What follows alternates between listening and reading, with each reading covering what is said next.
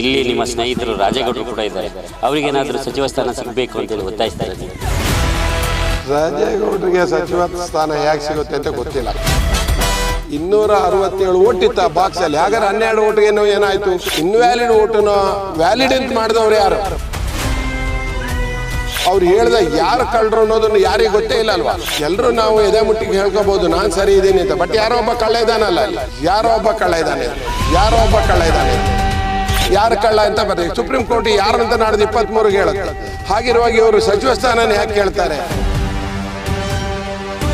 23ನೇ ತಾರೀಕು ಜುಲೈನಲ್ಲಿ ಮತ್ತೆ ಜೀವರಾಜ್ ಅವರಿಗೆ ಸುಪ್ರೀಂ ಕೋರ್ಟ್ ಕೊಟ್ರೆ ಆಗೇನ್ ಮಾಡ್ತಾರೆ ಇವರು? ತಗೊಳ್ಳಬಹುದು. ಮುಖ್ಯಮಂತ್ರಿಗಳಿಗೆ ಜೈಲು ಅದು ಇದು ಎಲ್ಲ ಸ್ವಾಭಾವಿಕ ಅಂತ. ಓಕೆ, ರಾಜ್ಯದಲ್ಲಿ ಅಭಿವೃದ್ಧಿ ಆಗಿಲ್ಲ, ಶೃಂಗೇರಿಯಲ್ಲಿ ಅಭಿವೃದ್ಧಿ ಆಗಿಲ್ಲ. ಈಗ ನಮ್ಮ ಜಿಲ್ಲೆಗೆ ಬಂದರೆ 5 ಜನ ಕಾಂಗ್ರೆಸ್ನ MLAಗಳಿದ್ದಾರೆ.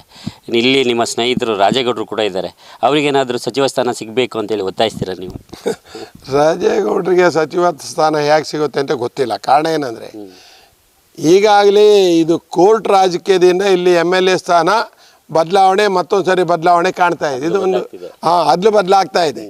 ಈಗ ಆ 279 ಓಟ್ ಆದಾಗ ನಾನು ಹೇಳಿದ್ದೆ 279 ಓಟು ಹೌದು, ಅದು ಡಿಸ್ಕ್ವಾಲಿಫಿಕೇಷನ್, ಅದು ಡಿಸ್ಕ್ವಾಲಿಫೈಡ್ ಓಟ್ಸ್ ಕರೆಕ್ಟ್ ಇದೆ. 12 ಓಟು ಚೋರಿ ಆಗಿದೆ ಅಂತ ಹೇಳಿದ್ದೆ. ಅಲ್ಲಿನೂ ನಾನು ಹೇಳಿದ್ದೀನಿ, ಇವತ್ತು ಹೇಳ್ತೀನಿ. 279ರಲ್ಲಿ 267 ಓಟ್ ಇತ್ತು ಆ ಬಾಕ್ಸಲ್ಲಿ, ಹಾಗಾದ್ರೆ 12 ಓಟಿಗೇನು ಏನಾಯಿತು? ಯಾಕೆ ಚೋರಿ ಯಾರು ಮಾಡಿದ್ರು ಅಂತ ನನ್ನ ಕ್ವಶನ್ ಇತ್ತು.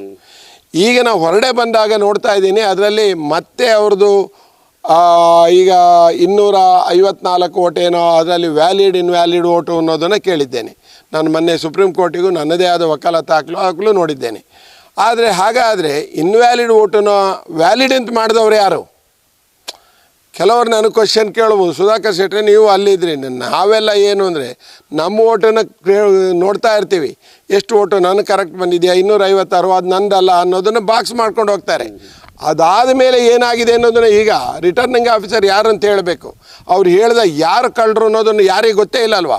ಈಗೇನು ಇದನ್ನು ಈ ಕ್ಷೇತ್ರ ಏನಾಗಿದೆ, ಎಲ್ಲರೂ ನಾವು ಎದೆ ಮುಟ್ಟಿಗೆ ಹೇಳ್ಕೋಬೋದು ನಾನು ಸರಿ ಇದ್ದೀನಿ ಅಂತ, ಬಟ್ ಯಾರೋ ಒಬ್ಬ ಕಳ್ಳ ಇದ್ದಾನಲ್ಲ ಅಲ್ಲಿ, ಯಾರೋ ಒಬ್ಬ ಕಳ್ಳ ಇದ್ದಾನೆ ಇದ್ರೆ ಯಾರು ಕಳ್ಳ ಅಂತ ಬರ್ತದೆ. ಸುಪ್ರೀಂ ಕೋರ್ಟ್ ಯಾರು ಅಂತ ನಾಡ್ದು 23ಗೆ ಹೇಳುತ್ತೆ. ಹಾಗಿರುವಾಗ ಇವರು ಸಚಿವ ಸ್ಥಾನನ ಯಾಕೆ ಕೇಳ್ತಾರೆ? ಈಗಲೇ ಇರುವಂಥದ್ದು ರಿಲೀಫ್ ಸ್ಟೇಟಸ್ ಕೋನಲ್ಲಿ ಇದ್ದಾರೆ ಅವರು, ಏನು ಇದರಲ್ಲಿಲ್ಲ, ಏನು ಅವರಿಗೇನು ಸಂಪೂರ್ಣವಾಗಿ ಒನ್ ವೇನಲ್ಲಿ ಇಲ್ಲಪ್ಪ ನೀನು ಕ್ಲೀನ್ ಚಿಟ್ ಕೊಟ್ಟು ಸರಿ ಇದೆ ಅಂತ ಹೇಳಲಿಲ್ಲ. ಅದನ್ನು ಕೊಡಬೇಕು ಅಂತ ಹೇಳಿ ನಾವು ಕೇಳ್ತೇನೇನು, ಯಾರಿಗೆ ನಾವು ಆ್ಯಕ್ಚುಲಿ ಇದಕ್ಕೆ PIL ಹಾಕಬೇಕು. ಯಾಕಂದರೆ ನ್ಯಾಯಾಂಗ ತನಿಖೆಯಾಗಿ ಯಾರೋ ಒಬ್ಬ ಕಳ್ಳ, ಯಾರೇ ಕಳ್ಳರಾಗಿರಲಿ, ಇನ್ನೊಂದು ಸರಿ ಈ ಥರದ ಓಟ್ ಚೋರಿ ಆಗಬಾರ್ದು ಅಂಥದ್ರಲ್ಲಿ ಮತ್ತೆ ಸರ್ಕಾರಕ್ಕೆ ಕೊಟ್ಟು ನನ್ನ ಲೆಕ್ಕದಲ್ಲಿ ಅಷ್ಟು ಒಂದು ನಿರ್ಧಾರನ ಮಾಡಲಿಕ್ಕೆ ಸಾಧ್ಯ ಇಲ್ಲ. ಯಾಕಂದರೆ ಕೊಟ್ಟು ಕೂಡಲೇ ಅವ್ರ ಬಗ್ಗೆನೇ ಒಂದು ಅಪಾದನೆ ಬಂದಿದೆ. ಈಗ ಏನು ನೀವು ಓಟನ್ನು ಇನ್ವ್ಯಾಲಿಡ್ ಓಟನ್ನು ನೀವು ಕದ್ದು ಅದ್ರ ಬಾಕ್ಸಿಗೆ ಹಾಕಿ ವಾಪಸ್ ಇದು ಮಾಡಿದ್ದೀರಿ ಅನ್ನೋದಿದೆ. ಹಾಗಿದ್ದಾಗ ಹೇಗೆ ಹೇಳಿ ಕೊಡ್ಲಿಕ್ಕೆ ಸಾಧ್ಯ ಇದೆ? ಕೊಟ್ಟರೆ ಚಿಕ್ಕಮಗಳೂರು ಜಿಲ್ಲೆಗೆ ಯಾರಿಗೆ ಜಿಲ್ಲಾ ಅಂದರೆ ಅದರಲ್ಲೂ ನಮ್ಮ ಕ್ಷೇತ್ರಕ್ಕೆ ಕೊಟ್ಟರೆ ನಾನು ಸ್ವಾಗತನೇ ಮಾಡ್ತೀನಿ. ಯಾಕಂದರೆ ಕ್ಷೇತ್ರ ಅಭಿವೃದ್ಧಿನೇ ನನ್ನ ಉದ್ದೇಶ, ನನಗೇನು ರಾಜಕಾರಣ ಉದ್ದೇಶ ಅಲ್ಲ. ಕ್ಷೇತ್ರ ಅಭಿವೃದ್ಧಿ ಆದರೆ ಮಾತ್ರ, ಅದಕ್ಕೋಸ್ಕರ ಇಷ್ಟೆಲ್ಲ ಹೋರಾಟ. ರಾಜಕೀಯ ಅನ್ನೋದು ಸಾರ್ವಜನಿಕರಿಗೆ ಸಹಾಯಕ ಮಾಡುವಂಥ ಒಂದು ಟೂಲ್ ಅಷ್ಟೇ, ಮಧ್ಯವರ್ತಿಗಳು ನಾವು, ಬೇರೇನಲ್ಲ. ಇಲ್ಲಿಗೆ ಅವರಿಗೆ ಸಚಿವ ಸ್ಥಾನ ಕೊಟ್ಟರೆ ಖಂಡಿತ ಸ್ವಾಗತಿಸ್ತೇನೆ ನಾನು. ಆದರೆ ಒಂದೇ ಒಂದು ಕ್ವಶನ್ನು, 23ನೇ ತಾರೀಕು ಜುಲೈನಲ್ಲಿ ಮತ್ತೆ ಜೀವರಾಜ್ ಅವರಿಗೆ ಸುಪ್ರೀಂ ಕೋರ್ಟ್ ಕೊಟ್ಟರೆ ಆಗೇನು ಮಾಡ್ತಾರೆ ಇವರು? ಬದಲಾವಣೆ ಮಾಡ್ತಾರಾ ಅಥವಾ ಇವ್ರನ್ನ ಹಾಗೆ ಇಟ್ಕೊಂಡು ಸಚಿವ ಸ್ಥಾನ ಮಾಡ್ತಾರಾ ಗೊತ್ತಿಲ್ಲ. ಆದ್ದರಿಂದ ಅದು ಮತ್ತೆ ರಾಜ್ಯದ ಮುಖ್ಯಮಂತ್ರಿ ಹೋಗಲ್ಲ ಅಂತ ಅನ್ಸುತ್ತೆ.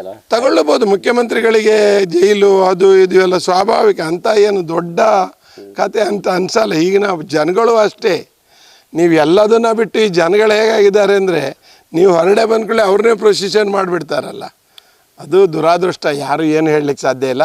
ಬಟ್ ನನಗಂತೂ ಈ ಭಾಗಕ್ಕೆ ನೀವೇನಾದ್ರು ಕೊಟ್ಟರೆ 23ರವರೆಗೆ ಒಬ್ಬರನ್ನೇ ಮಂತ್ರಿ ಕೊಟ್ಟರೇನೂ ಖುಷಿ ಪಡ್ತೀನಿ. 23ರವರೆಗೆ ತಾನೆ, 23 ಜುಲೈ ಯಾರು ಓಟ್ ಚೋರಿ ಅಥವಾ ಓಟ್ ಚೋರಿ ಆಗೇ ಆಗಿದೆ. ಯಾವುದೇ ಕಾರಣಕ್ಕೆ ಇಲ್ಲಿ ಮೋಸ ನಡೆದಿದೆ ಅನ್ನೋದನ್ನು ಇಡೀ ಹೈಕೋರ್ಟ್ ಒಪ್ಪಿದೆ, ಸುಪ್ರೀಂ ಕೋರ್ಟ್ ಒಪ್ಪಿದೆ. ಹಾಗೆ ಮೋಸ ನಡೆದಾಗ ನೀವು ಕಡಿಮೆದ್ದು ಓಟನ್ನು ಅಥವಾ ಇನ್ವ್ಯಾಲಿಡ್ ಓಟನ್ನು ಹಾಗೆ ಹಾಕಿಬಿಟ್ರ, ಹಾಗಾದರೆ ಅದಕ್ಕೆ ಯಾರು ಶಾಮೀಲು? ಅದಕ್ಕೆ ಆಗಲೇಬೇಕು. ಆಗಿಲ್ಲ ಅಂದರೆ ಅದು ಹೇಗಾಗಿಲ್ಲ ಅಂತ ಹೇಳಿ ಮೊನ್ನೆ ನಾವು ನೋಡಿದ್ದಾರಲ್ಲ. ಟೋಟಲಿ ನನ್ನ ಲೆಕ್ಕದಲ್ಲಿ ಈ ಕ್ಷೇತ್ರಕ್ಕೆ ಉಸ್ತುವಾರಿ ಸಚಿವರನ್ನು ಕೊಡ್ತಾರಾ ಬಿಡ್ತಾರಾ ಅನ್ನೋದನ್ನು ಮುಖ್ಯಮಂತ್ರಿಗೆ ಪರಿವಿಧಿ ಬಿಟ್ಟಿದ್ದೀವಿ. ನನ್ನ ದೃಷ್ಟಿನಲ್ಲಿ 23ರವರೆಗೆ ಕೊಟ್ಟರೆ 23 ಜುಲೈ 23 ಬದಲಾವಣೆ ಸನ್ನಿಹಿತ ಆಗ್ತಾ ಇದೆ. ಎಷ್ಟೋ ಜನ ಹೇಳ್ತಾ ಇರ್ತೀರಾ ಸರ್ ನಾನು ಸಣ್ಣ ಆಗ್ಬೇಕು ಅಂತ. ಸಣ್ಣ ಆಗೋದು ಒಂದೇ ಅಲ್ಲ, ಸಣ್ಣ ಆಗೋದ್ ಜೊತೆಗೆ ಹೆಲ್ತ್ನು ಸಮೇತ ಆರೋಗ್ಯವಾಗಿರ್ಬೇಕು. ಅಂದ್ರೆ ಕೈ ಕಾಲು ನೋವಿರ್ಬೋದು, ಸುಸ್ತಿರ್ಬೋದು, ನಿಶಕ್ತಿ ಇರ್ಬೋದು, PCOD ಪ್ರಾಬ್ಲಮ್ ಇರ್ಬೋದು, ಥೈರಾಯ್ಡ್ ಪ್ರಾಬ್ಲಮ್ ಇರ್ಬೋದು, ಎಲ್ಲನೂ ಕಂಟ್ರೋಲ್ ಮಾಡ್ಕೊಂಡು ಸಣ್ಣ ಆಗೋದಿದೆಯಲ್ಲ ಆರೋಗ್ಯಕರವಾಗಿ, ಅದು ಜೀನಿ ಸ್ಲಿಮ್ ಇಂದ ಮಾತ್ರ ಸಾಧ್ಯ. ನಮ್ಮ ಜೀನಿ ಸ್ಲಿಮ್ ನ ಕಂಟಿನ್ಯೂಸ್ ಆಗಿ ಯೂಸ್ ಮಾಡಿ ಸಣ್ಣನೂ ಆಗ್ತೀರಾ, PCOD ಪ್ರಾಬ್ಲಮ್ನು ಕಂಟ್ರೋಲ್ ಮಾಡ್ಕೊಳ್ತೀರಾ. ಇಂತಹ ನೈಜ ಕುತೂಹಲ ಭರಿತ ಸುದ್ದಿಗಳು ನಿಮಗೆ ಸಿಗಬೇಕಂದ್ರೆ ರಾಜ್ಯದ ಪ್ರತಿಷ್ಠಿತ ಜನಪರ ಡಿಜಿಟಲ್ ಸುದ್ದಿ ಮಾಧ್ಯಮ ಪಬ್ಲಿಕ್ ಇಂಪ್ಯಾಕ್ಟ್ ಚಾನೆಲ್ ಅನ್ನು ಯೂಟ್ಯೂಬ್ನಲ್ಲಿ ಸಬ್ಸ್ಕ್ರೈಬ್ ಮಾಡ್ಕೊಳ್ಳಿ. ವಿಡಿಯೋ ಇಷ್ಟವಾದರೆ ಲೈಕ್ ಮಾಡಿ, ನಿಮ್ಮಿಷ್ಟದವರಿಗೆ ಶೇರ್ ಮಾಡಿ ನಮ್ಮನ್ನು ಪ್ರೋತ್ಸಾಹಿಸಿ. ಹಾಗೆಯೇ ಫೇಸ್ಬುಕ್ನಲ್ಲಿ ಪಬ್ಲಿಕ್ ಇಂಪ್ಯಾಕ್ಟ್ ಫಾಲೋ ಮಾಡೋದನ್ನ, ಇನ್ಸ್ಟಾದಲ್ಲಿ ಜೊತೆಯಾಗೋದನ್ನ ಮಿಸ್ ಮಾಡಬೇಡಿ. ಜಾಹೀರಾತು ಹಾಗೂ ಬಿಸ್ನೆಸ್ ಪ್ರಮೋಷನ್ಗಾಗಿ ಸಂಪರ್ಕಿಸಿ 9606037450 ಅಥವಾ 9353224116. ಇದು ಪಬ್ಲಿಕ್ ಇಂಪ್ಯಾಕ್ಟ್, ಜನಶಕ್ತಿಯೇ ನಿರ್ಣಾಯಕ.